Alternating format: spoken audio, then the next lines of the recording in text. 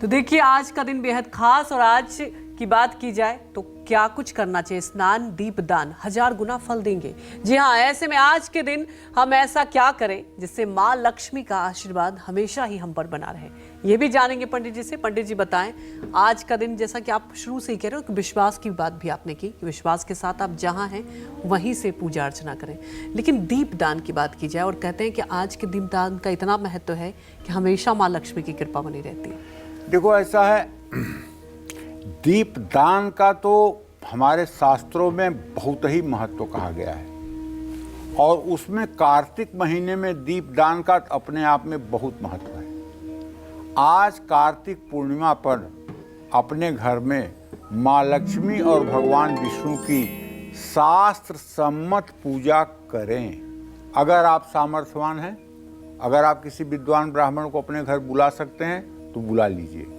क्योंकि विद्वान ब्राह्मण के द्वारा पुरुष सूक्त और श्री सूक्त के मंत्र पढ़े जाएंगे।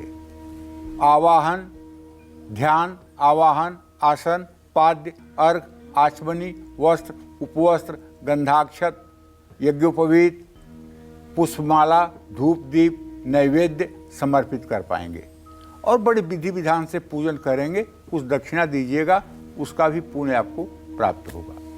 कमल गट्टे की माला से लक्ष्मी के मंत्र ओम महालक्ष्म्ये नमः, इस मंत्र का भी जप यथासंभव कर लेना चाहिए। कार्तिक पूर्णिमा पर दक्षिणावर्ती शंख की भी पूजा कर लेनी चाहिए। इससे धन आगमन होता है और सुख की प्राप्ति होती है। माँ लक्ष्मी के पूजन में एकाक्षी नारियल अगर मिल जाए तो उसकी भी पूजा कर लीजिएगा। एकाक्षी नारियल की पूजा करके तिजोरी में रखें उसे, इससे भी धन लाभ होगा, लाल कपड़े में लपेटकर। लक्ष्मी पूजा के बाद अपने मुख्य द्वार पर लक्ष्मी के गृह प्रवेश करते हुए जो चरण होते हैं ऐसे चरण चिन्ह बनाना चाहिए। श्री यंत्र, कनकधारा यंत्र, कुबेर यंत्र को सिद्ध कराकर अपने पूजा स्थान में या तिजोरी में आप स्थापित कर सकते हैं। इससे भी निसंदेह महालक्ष्मी की कृपा बरसेगी, इसमें कोई दो राय नहीं है। लेकिन इन सब चीज़ों के साथ साथ जो एक व्यवहारिक चीज़ है वो मैं आपको बता रहा हूँ। पूजा चाहे जितनी कर लीजिए, ठीक है ना, लेकिन अगर आप अपने घर की महिलाओं का सम्मान नहीं करेंगे, महिलाओं को अपमानित करेंगे या महिलाओं के साथ भेदभाव का बर्ताव करेंगे या महिलाएं मन से प्रसन्न नहीं रहेंगी तो लक्ष्मी दरवाजे तक आ करके वापस चली जाएंगी। और अगर महिलाएं खुश हैं, हंस रही हैं, प्रसन्न हैं, अपने जीवन से संतुष्ट हैं, तो महालक्ष्मी अगर पड़ोसी के घर से भी जा रही होंगी तो आपके घर की तरफ आकर्षित होंगी। क्यों? क्योंकि मार्कंडे पुराण में भी लिखा हुआ है और दुर्गा सप्तशती में भी लिखा हुआ है, विद्या समस्ता स्तव देवी भेदा, स्त्रियां समस्ता सकला जगत्सु।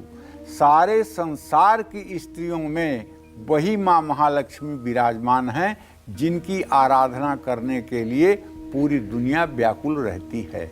ये तो साक्षात लक्ष्मी का अपमान करके और पार्थिव लक्ष्मी की अगर आप कामना करते हैं तो यही बात हो सकती है कि आप असंभव को संभव करना चाहते हैं। तुलसीदास जी ने रामायण में लिखा है, बारी मथे घृत होई जो सिकता से बरु तेल, बिनु हरि भगत न प्रभु मिलहि, यह सिद्धांत अपेल।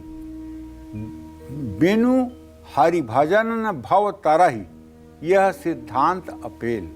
कहने का मतलब घी को मथने से घी निकल सकता, पानी को मथने से घी निकल सकता है, बालू के पेरने से तेल निकल सकता है, लेकिन बिना हरि भक्ति के कभी भवसागर से कोई पार नहीं उतर सकता है। तो यहाँ हरि के उपासना का मतलब महालक्ष्मी की उपासना से है और महालक्ष्मी की उपासना से मतलब आशय ये है कि ईश्वर अंश जीव अविनाशी, चेतन सहज अमल सुख राशि।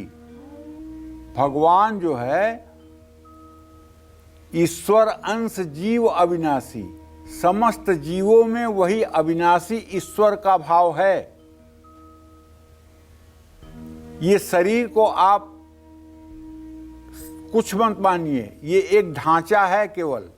इसके अंदर रहने वाला जो जीव है वो अविनाशी ईश्वर का अंश है, उसका कभी नाश नहीं होता है।